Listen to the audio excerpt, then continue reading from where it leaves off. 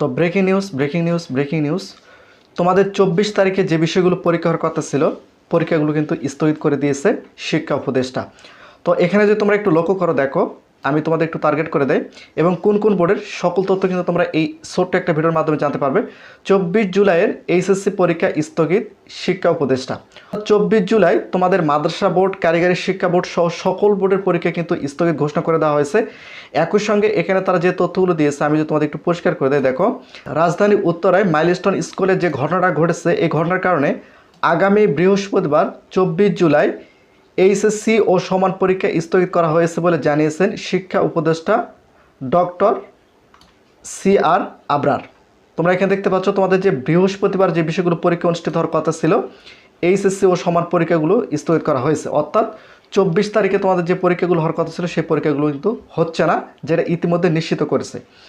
তো এখন বিষয়টা হচ্ছে যে এই বিষয়ে শিক্ষা উপদেষ্টা যিনি যে বিষয়টা উল্লেখ করছেন, এখানে দেখো মঙ্গলবার 22 জুলাই দুপুরে মাইলস্টোন স্কুল অ্যান্ড প্রাঙ্গণের শিক্ষার্থীদের উদ্দেশ্যে তিনি এই ঘোষণা দেন। অর্থাৎ 24 তারিখে তোমাদের যে বিষয়গুলো পরীক্ষার কথা ছিল সেই পরীক্ষাগুলো এখন বর্তমানে স্থগিত এবং পরবর্তীতে তিনি কিন্তু সময়সূচি বা পরবর্তীতে এই বিষয়গুলো কবে পরীক্ষা অনুষ্ঠিত হবে সেটা কিন্তু তিনি জানিয়ে দেবেন। তো এটাই হচ্ছে সর্বশেষ আপডেট।